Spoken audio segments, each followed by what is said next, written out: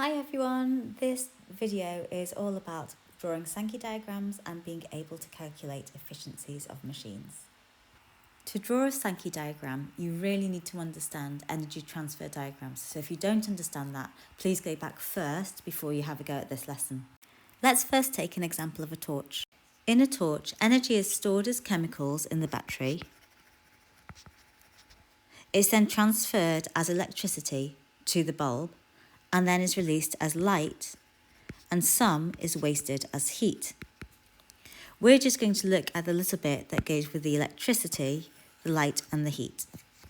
Let's suppose 20 joules of energy is transferred to the light bulb as electricity. Of the 20 joules transferred to the bulb, only 15 joules might be transferred as light, and of that 5 joules wasted as heat. The total amount of energy at the end that's released as light and heat has got to equal the amount of energy that was originally inputted, 20 joules. This is because energy cannot be created or destroyed. It can only be transferred. We can represent this information as a Sankey diagram. A Sankey diagram looks something like this. It's like one giant arrow going sideways and another arrow going down. This bit of the Sankey diagram represents the energy in this case electricity, and this part of the diagram shows the useful energy. The arrow going down is the wasted energy. The bigger the arrow going to the useful energy, the more efficient the object is. The size of the arrows have got to be representative of the number of joules of energy that are being transferred. This is where our scaling comes in. One option would be that we drew a diagram which went 20 squares down to represent 20 joules of energy, but this would make our diagram absolutely enormous and probably wouldn't fit on the page. Instead, what we can do is look at all of the numbers in our question. We've got 20 joules here, 15 and 5 joules. And if we think about a common denominator of all of these numbers, all of them are divisible by 5. So instead of doing one square representing 1 joule, I'm going to represent 1 square as 5 joules of energy. Once we've decided on our scale, the first thing we do is draw a large rectangle that represents the amount of energy going in, the energy input. Because it's 20 joules, I need to draw 4 boxes going down. Remember, it's this height that's important when we do this. The reason it's 4 is because each small box is representative of 5 joules. So that's 5, 10, 15, 20 joules. You can then just turn this into a rectangle, and it doesn't really matter how long or short you make the rectangle.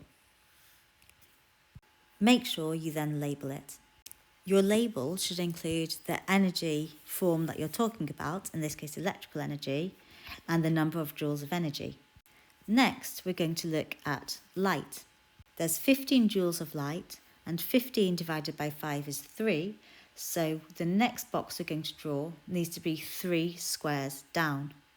I'm going to add that onto the box that I've already drawn. So it's going to go 1, 2, 3 down, and I'm then just going to again draw that into a box, and you can either draw an arrowhead straight away or you can turn it into a rectangle and then draw the triangle at the end.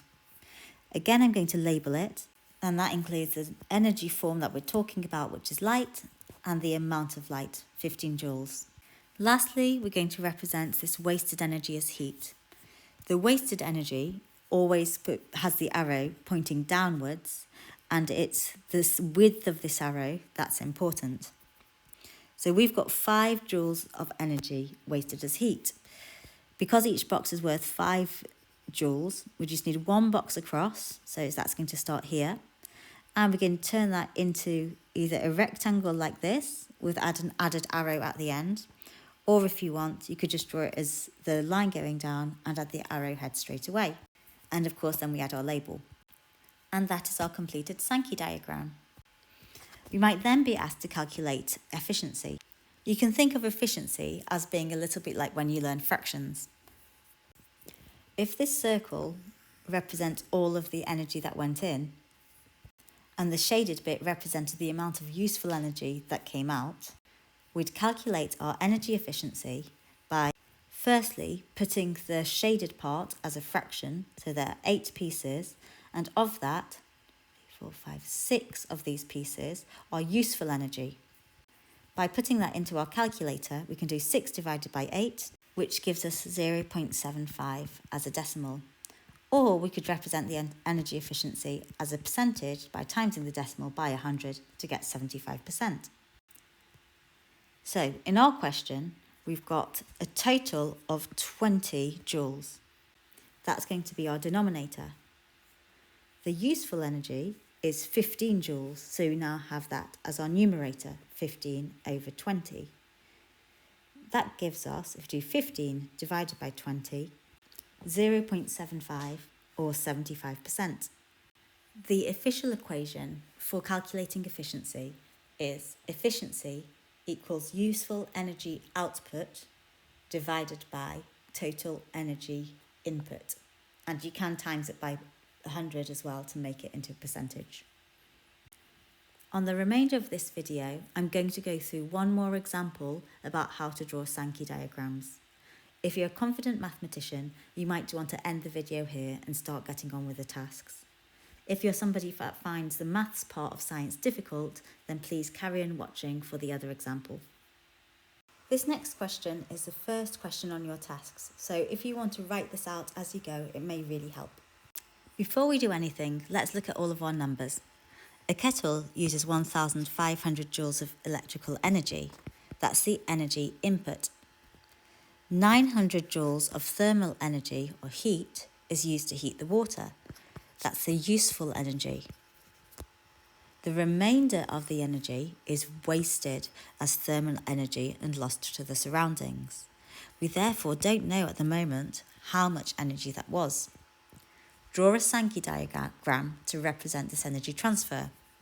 So we already know that energy in is 1,500 joules. The energy out needs to add up in total to 1,500. 900 joules was useful. So to work out our wasted energy, we need to do 1,500 take away 900, which is 600 joules. We can always check that because these two numbers need to add up to the total energy in. So that's the first thing we need to do. Calculate the amount of energy going into the system, work out what our useful energy is, and work out what any wasted energy is. Second, we need to find an appropriate scale. Obviously, we do not have enough little squares to give 1,500 little squares going down. If you look at all of the numbers, you need to think of the biggest number you could divide easily all of those numbers by.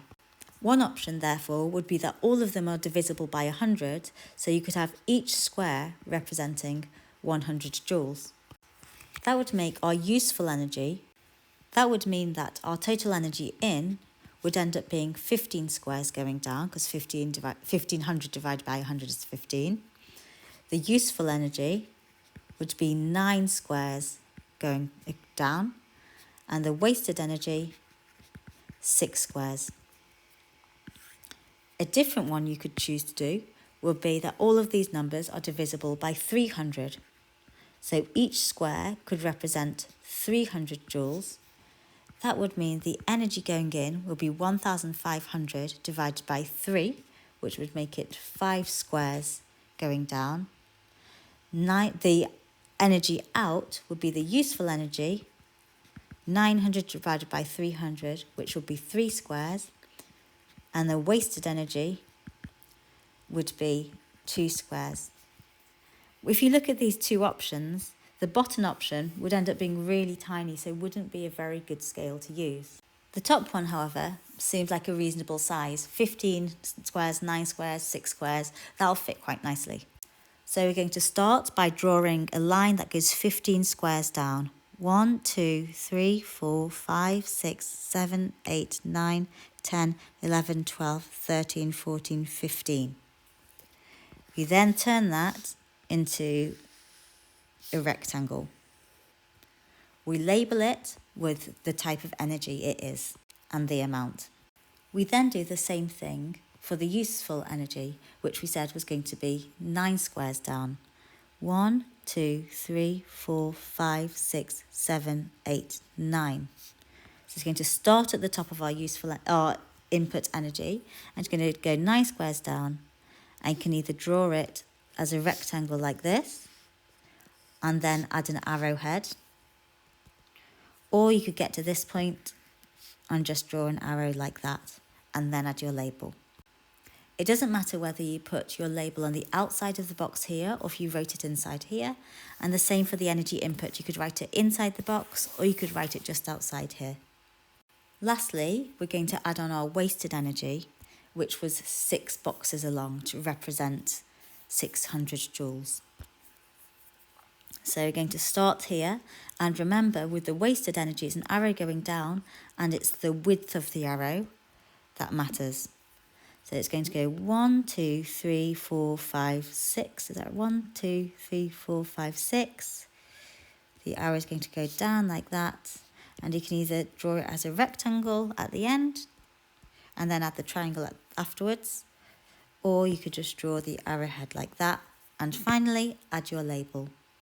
To calculate the efficiency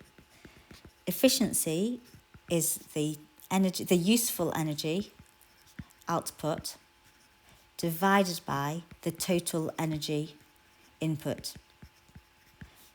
So thinking of those fractions again, the total amount of energy that was put into the system was 1,500 joules. And remember that goes at the bottom because that's the total amount that we have. And the useful energy was 900 joules. We can then put that into our calculator, and that gives us 0.6. And if you want to convert that to a percentage, we times it by 100 to get 60%. Remember, this number here should never be more than 1, and the second number, if it's as a percentage, should never be more than 100. Have a go at the questions now, and if there's certain things you're stuck on, there'll also be some further video help.